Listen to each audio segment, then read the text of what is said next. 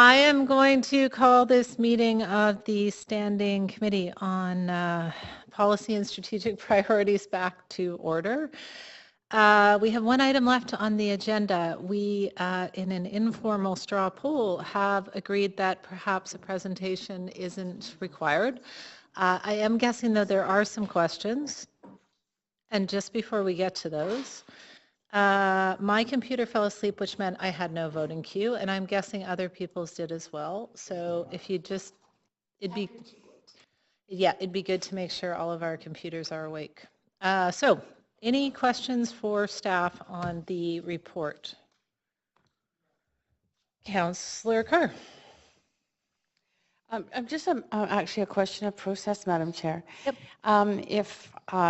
So I'm prepared to move a motion. If there's no report, it's not following that. So I just would like advice as to when I move a motion, at which point there may be questions to staff that relate to the motion, or maybe people are going to second guess that and ask questions first. I'm looking for some process answers. Yeah, I'm a bit surprised that there are no, sorry, and I'm a bit at a loss because everything that I normally rely on for information has fallen asleep. I guess this is the good part about paper. It never sleeps. I'm okay. Just give me 1 sec to wake it all up here.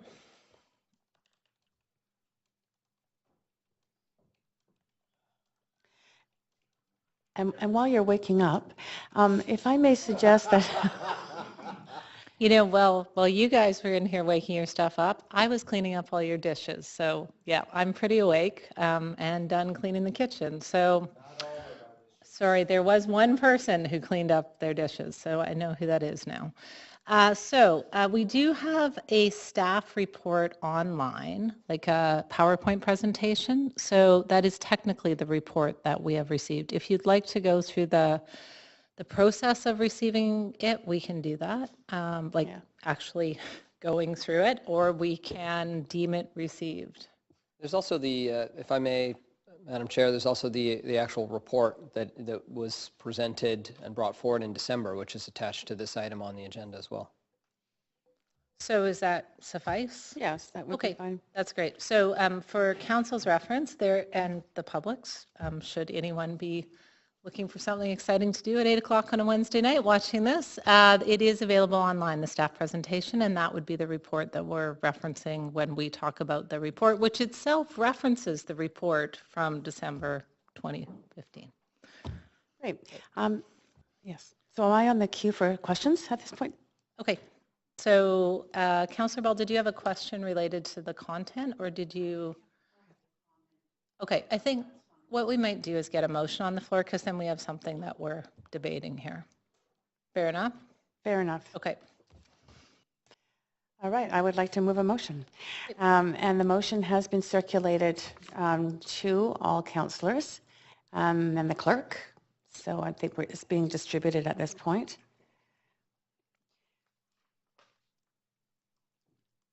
Would you like me to continue while it's being circulated?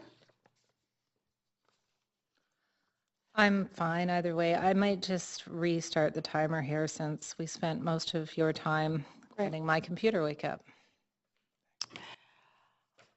Okay. Well, I will.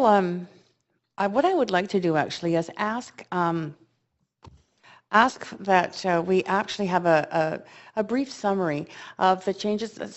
We've gone through some discussions together over the last number of days around this report and around my motion. But rather than just introduce my motion, I would also like, in a question form, if Mr. Mokry would perhaps just give us the briefest of summaries around the kinds of changes you might want to alert us to, Mr. Mokry, in terms of the motion that we have in front of us, and particular. So everyone's got the motion? Mm-hmm. Great. Okay. So maybe some of the particular highlights of that motion. I'm quite fine to just give my own highlights. Would you like me to do that first before he? No, I think it probably, given that the motion technically comes from the mover. Yes. If you want to summarize it, it would be helpful. Okay, And then great. perhaps if people have questions to staff, I will allow that, and then we'll move into debate. Great. Okay, so just to introduce my motion, first of all, everybody should realize that this is a long time coming. The first motion starting this came from Councillor Meggs in February of 2015, which set up a review for compensation compensation framework for councillors and park board commissioners, plus support for councillors. And 1 year later, almost December of 2015, the report came back. Some recommendations were implemented. For example, deputy mayor compensation. And some others were sent back to staff for further work, specifically to do more digging into potentially resources for councillors, including staffing, to ensure their ability to fulfill duties, especially including responding to residents, and also a review of councillors' remuneration as compared to that provided in other similar cities in Canada. So my motion arises now out of the review that has come back and information that has come back to us on those 2 points. First of all, I want to emphasize that the research identified that support, including staffing support to councillors, is needed to be increased so that councillors, for example, are better able to respond to residents' needs and communications in a timely way. So those are 3 specific recommendations that are in the motion. 1, extra assistant, so that we are not just sharing amongst sometimes 3 of us, 1 assistant, but we move to all of us having a 2-to-1 ratio between ourselves and assistants. 1 extra staff person to help manage communications that's directed to mayor and council, and a very modest, I must say, discretionary fund, but a welcome one to enable councillors to get assistance for and with research and constituency work. If I can just make an aside on that, that amount is $6,000 per year. In Toronto, it's $224,000 per year for a ward councillor for that kind of assistance, and in Calgary, it's $281,000 for that kind of assistance. So that's why I use very modest.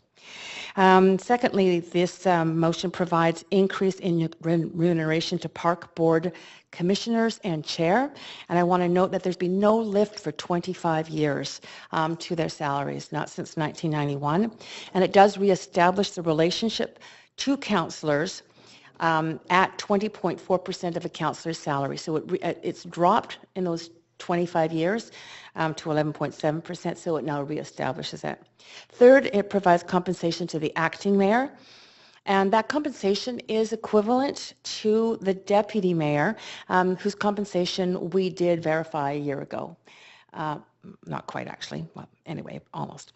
And so that is recognizing the acting mayor has been appointed for 4 years, deputy mayor for 1 year, and the deputy mayor has the ability to be able to, after that 1 year, then receive compensation for duty councillor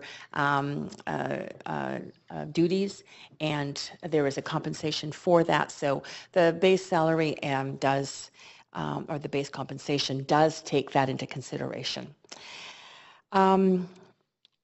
It also increases compensation to councillors, and that's based on an evaluation of Canadian cities of similar size and complexity, minus a few outliers, and recommends that as councillors would receive the equivalency of the median councillors' wages in Canadian cities of similar size and complexity. In summary, I really believe that this report and the recommendations that are incorporated into the motion are based in sound research, and I thank everyone for the research that was done on this. I think staff were very diligent in that.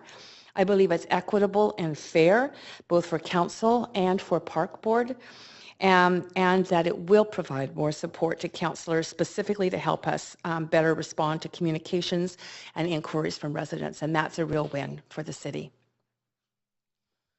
Thanks, Councillor Carr. Okay, so we have a motion on the floor. I did promise folks that if they had questions, they could have questions, but maybe just by like, Councillor Ball, Mayor Robertson, I'm assuming you don't have questions.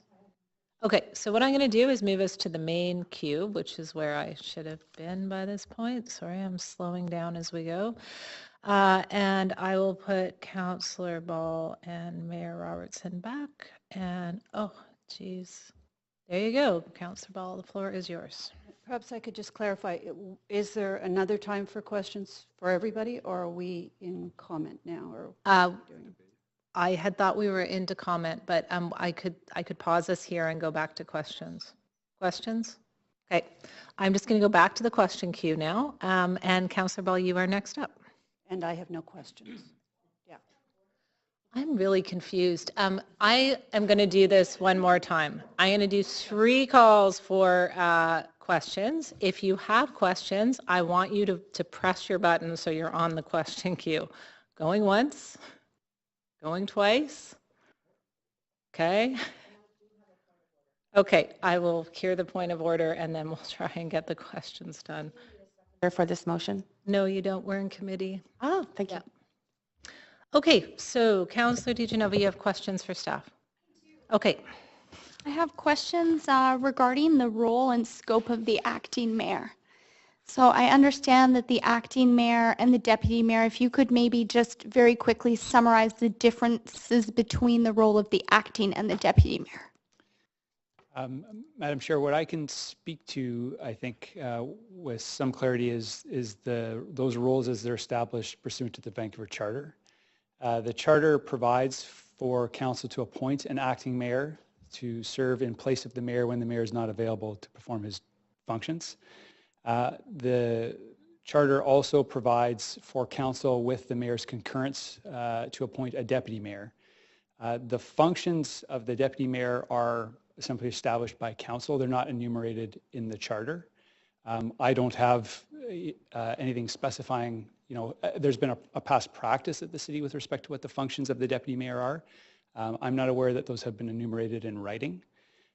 So I can't, that's as far as... Just a follow-up question. Would it be fair to say that the scope, or as you had said, the tradition of the deputy mayor in previous years or previous time has been more ceremonial, whereas the acting mayor, it's my understanding, is acting for the mayor. It certainly is more of, the positions are different, but could you give me examples of what one thing that the acting mayor would do that the deputy mayor wouldn't do? So to clarify, historically my understanding is that the deputy mayor served on a monthly rotation and that actually performed the duties of, acted for the mayor when the mayor was not around. So essentially acted as the acting mayor or served that role. We now have a construct where there are 2 distinct roles, acting mayor and deputy mayor. Again, what I can speak to is the duties set out in the Charter. As councillors appointed to those roles, they may be doing, and I expect they are doing, a whole bunch of other work beyond simply the strict duties set out in the Charter. For the acting mayor, the statutory duty is to serve on behalf of the mayor, serve in the mayor's role when the mayor is not available. Okay. Thank you. And then another follow-up question I have, and this comes from the fact that I know that we appointed a deputy mayor for 4 years. That's my... One year. An acting mayor for 4 years. So with an acting mayor for 4 years, if the mayor and the acting mayor are out of town together and out of Vancouver, as I've heard our acting mayor say many times today that he's been in Ottawa with the mayor, who would then be the next person who would be called upon? So law is actually considering this question presently. The preliminary answer I have from law, and we're happy to provide a memo on this, the preliminary answer I have from law is that if there was an urgent need for someone to act on behalf of the mayor, if the councillor appointed as acting mayor was similarly unavailable for some reason, council has the authority to appoint someone else, another councillor, as acting mayor. So then I just have a question, considering Councillor Carr's motion here for remuneration of 8% of the mayor's monthly salary for the acting mayor, would that then, I guess that would be the will of council, but we could prorate that as to who would be working for the acting mayor when the acting mayor is not in town. Is that correct? Or if the acting mayor is not here to be acting, then technically they're not undertaking the roles of acting mayor. Is that correct? Not necessarily, because again, the full scope of that role may extend well beyond the duties in the Charter, and I can't speak with any authority to the full scope of the role. The question is if there were ever a circumstance arose that there needed to be a councillor acting on behalf of the mayor. There was actual duties to be performed, and an individual appointed as acting mayor was not available. Council would have the option to appoint another councillor as acting mayor. In that case, my presumption would be the compensation would flow with that appointment. Okay, and then the other question is, has acting mayor ever been compensated financially in the past for their role as acting mayor? To my knowledge, the identification or appointment of an acting mayor on an ongoing basis has only arisen in the term of this council. Okay, and then one last question is surrounding compensation in general. How often does it, I would just like clarification. I think it's good to have this clarification. I would have perhaps been more comfortable with this coming right before the last election or coming before an election just for transparency reasons. I'm just wondering if you can tell me how often this issue or matter has come up at the City of Vancouver, compensation for councillors. The last time that this issue was reviewed by council was 1995. 1995. Okay, just for council's benefit, that's it for questions, so thank you for that. So we're working off the same information. The sections that are outlined relating to deputy and acting mayor are both in the charter. Section 207 outlines deputy mayor. It essentially, well, it doesn't just essentially say, it explicitly says that council may from time to time, with the concurrence of the mayor, appoint a councillor to be deputy mayor of the city and may confer upon him, always love that part, such of the powers and duties by this act vested in the mayor as the council shall think fit. There's no other legal parameters on what a deputy mayor does in the city of Vancouver. I know because I had a personal interest in the answer to that question, and there just isn't. Acting mayor, however, which is laid out in section 209 of the Vancouver Charter, has very clear duties associated with it. Again, if at any time the mayor is absent, if there signifies his intention of being absent from his duties, et cetera, the council may appoint a councillor to be acting mayor. In the absence of the mayor, the acting mayor shall, so not may, but shall during the period, have all the powers and duties of the mayor, provided, however, that the acting mayor shall not take the place of the mayor as chairman of the Board of Administration unless the councillor member of the board is absent from the city or otherwise unable to act as chairman of the board. Yes, Councillor DeGenova, could I hear your point of order? My point of order is I'm wondering if you felt staff didn't sufficiently answer my questions and you had to. That sounds more like a question. Well, it is, but so I will rule that not a point of order, but for council's benefit, as chair of this meeting, I am providing information which apparently was of interest and relevant to the discussion. So we're working off the same set of information. Okay, so that looks like all of the questions. So I'm going to move us to the main queue where I have Councillor Ball. Thank you very much. I would like to thank Councillor Carr for bringing this forward. I think that we have had excellent advice throughout the process with many layers, and I think that this particular iteration of the remuneration actually sets the standard to move forward for not just this council, but for the next council, as to a real process that recognizes that cities across Canada have come to an understanding of the work of the city councillor, the respect for the work of the city councillor, and appropriate remuneration. So I would like to thank all members of council in terms of the information that they put into the study that has gone into this. And I think that it will be something that we will be very proud of in years to come. Thank you, Councillor Ball. Mayor Robertson? Yeah, thanks, Madam Chair. I will support the motion moved by Councillor Carr. I think the proposal here in terms of remuneration and council support is fair and reasonable. Certainly puts us right smack in the middle of comparable cities across Canada. In fact, below Edmonton, Ottawa, Calgary, Winnipeg, comparable cities with comparable workloads and challenges. So I think being in the middle of the pack makes sense in terms of our compensation structure, and the support for council I think is important given the demands of the job in the modern age now. There have not been changes in more than 20 years, so I think the timing is right, although it's always a challenge to take on compensation issues. That is for sure, but I think this is a reasonable approach. A lot of thought went into this. I want to thank the compensation committee that worked on, looked at what's happening across Canada, and city staff for their work to present the facts on compensation and council support. And I think that we've got something that sets a pattern going forward. That's what's been missing historically, and it did not keep up with the times. The job has changed quite significantly, and I think it's important that we set this on a track that is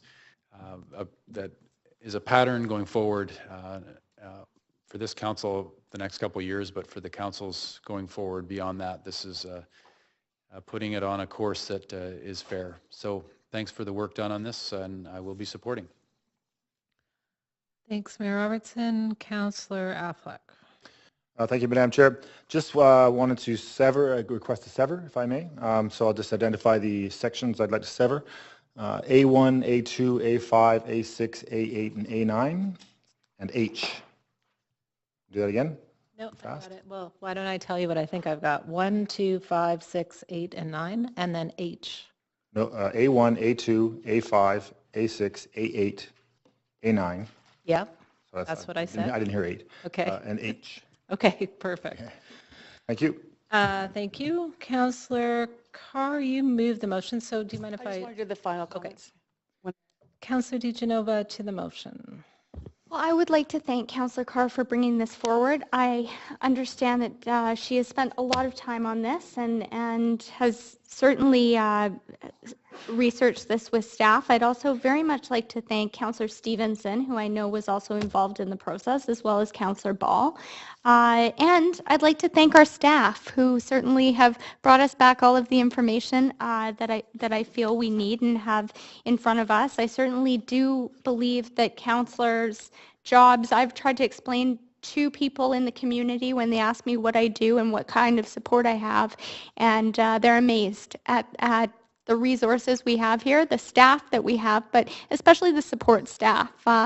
And I know some of us do right now share, 3 of us share 1 assistant, and I would like to see some of that support increased. I do agree with Councillor Carr that some of the support will be modest, very modest, and there are many parts of this motion that I do support. That being said, I do believe that to attract good people to council, and as well as to make sure that in living in one of the most expensive cities in Vancouver, you pay your councillors accordingly. That being said, I do have some concerns about the timing this is coming forward. Again, I see many steps forward here. One of the things that I would like to see in the future is moving towards charter change to include health and benefits for councillors. I think that it's not about the council of today that I'm thinking about. It's in the next council and the council after that. And I'm sure that this council thought about this. I know I'm the only councillor who's here for my first term. So I'm looking forward to hopefully attracting people in a very expensive city that feel that they can afford to run for council. And I think that that's something we really are going to need to consider as the affordability in the city increases. I'm losing my voice today, so my apologies. Again, just thank you to Councillor Carr for bringing forward this motion, and I support Councillor Affleck's recommendation to sever those pieces. Thank you, Councillor DiGenova. Councillor Stevenson. Thanks, Chair. Yes, I think also I support this because this really is something that's been needed for some time, and not just thinking of the people here, the councillors here, but the councillors that are going to come after us. And it has been a very long time since we've had a look at this compensation package at all. So it was overdue, and it's never easy to undertake, but I think a really good balance has been reached. And I think it's important to note that representatives from all three parties came together and worked out this final document. And that took a lot of give and take. And it's not very often that all three of our parties come together on something that can be rather contentious and reach agreement. So I'm very pleased to be able to support this today, and I thank the other two members of the the other parties for participating and hanging in there together through some really interesting discussions. Thank you. Thanks, Councillor Stevenson. Just before we move to Councillor Carr, it turns out there was one other piece of information on the floor that is incorrect. So I will correct it just in case it alters anyone's vote. It turns out, Acting Mayor Louie, that you are in fact only appointed till the end of 2016 at this point. So just for the record, it was not a 4-year appointment. Sorry, I am required as chair to make sure there is factual information on the floor when we vote. So Councillor Carr. Thank you. I really thank you. Want to just provide some concluding comments. That first of all, I want to thank very much Councillor Stevenson and Councillor Ball for working. The three of us worked together on this. We were appointed by, or it was recommended to establish us as a team to work towards this final motion, which has my name on it, but really is it is a collaborative motion.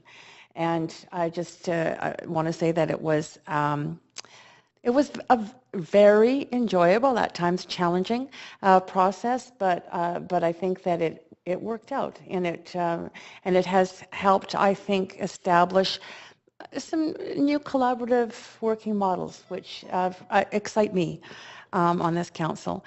And we couldn't have done it without the support, in fact, the indispensable support of staff. So I do want to acknowledge Mr. Mokri for his availability at all times of night and day to answer questions, and his promptness in doing so, and his incredibly thoughtful advice and help as we move through this process. I also want to acknowledge that the process that we've gone through over the last number of months in the report back did require an extraordinary amount of staff time as well. Ms. Hagawara and Ms. McKenzie and others were very involved in interviewing all of us to understand our roles more fully and our needs.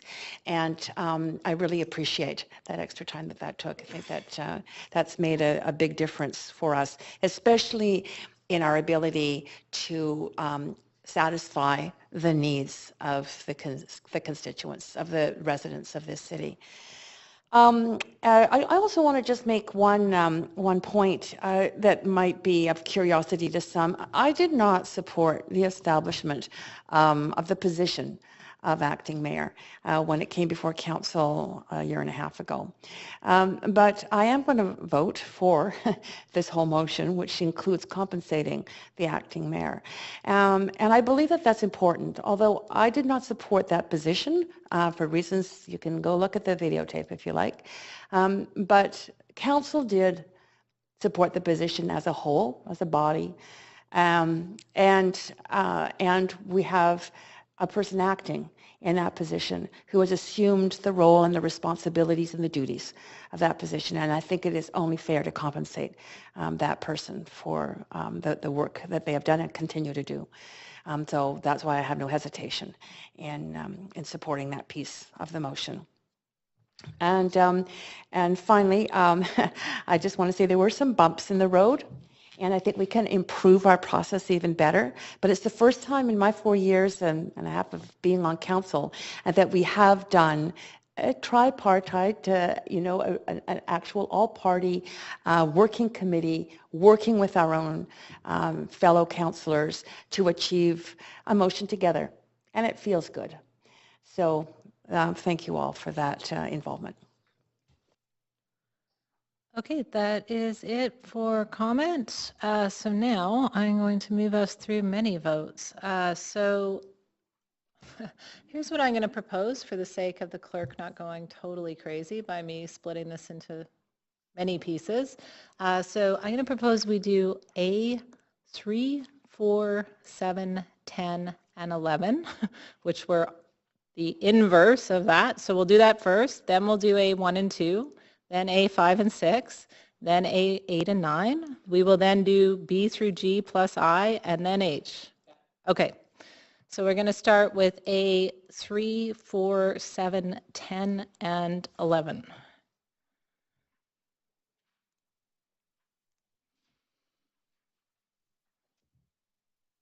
Okay, so that is unanimous for that basket. Okay, and now I'm going to call the vote on A1 and 2. Oh, sorry, okay, now we're calling the vote on A1 and 2. Okay, I'm ending the vote. So Councillors Affleck and DeGenova in opposition, but the other 9 in favor, so it passes. Okay, I'm ending calling vote. Calling vote? Oh no, I'm resetting vote. And then I'm calling vote. So we are on to A5 and 6.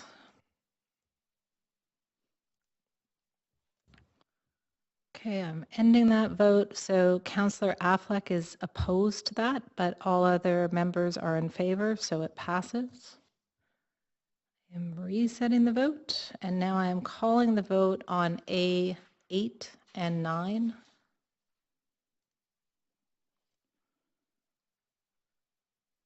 I am ending the vote. Councillors Reimer, Affleck, and DeGenova in opposition, but the other 8 in favor. It passes. I'm sorry. That was for A8 and 9. So I'm resetting the vote, and we are on to B through G plus I. Sorry, it's not numbers. We're on to recommendation B through G and then I, but not H. Hopefully that makes sense.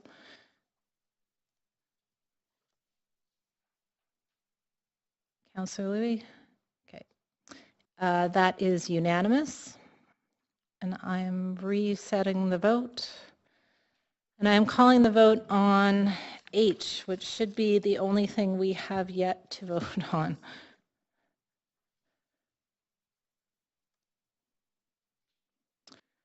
Okay, I am ending the vote. Councillors Affleck and DeGenova opposed, but the other 9 in favor, so it passes. And I am resetting the vote, and I believe I get to adjourn this meeting and pass it over to Mayor Robertson to close us out. Let me give you a microphone. There you go. Okay, we will now convene in regular council to deal with the recommendations and actions from today's Standing Committee on Policy and Strategic Priorities. Madam Clerk, may we have the roll call, please? Mayor Robertson, Councillor Louis, Councillor Stevenson, Councillor Deal, Councillor Jang, Councillor Reimer, Councillor Meggs, Councillor Ball, Councillor Carr, Councillor Affleck, Councillor DeGenova. You have quorum, Mr. Mayor. Thank you, Madam Clerk. And we need a motion to adopt the Standing Committee's recommendations. First, Councillor Deal, seconded by Councillor Ball. All those in favor? Any opposed? And that carries. We have one bylaw on the agenda for consideration by Council related to item 7 on today's Standing Committee agenda. Any discussion on the bylaw? Councillor Deal will move. Councillor Jang will second. Any debate on the bylaw? All those in favor of the bylaw? Any opposed? None opposed. Carries unanimously. So Council has now enacted a bylaw to provide for the administration of the Freedom of Information and Protection of Privacy Act for the City of Vancouver. And we need a motion to adjourn. Councillor DeGenova, seconded by Councillor Stevenson. All those in favor? Any opposed? That carries. This council meeting is adjourned for the evening.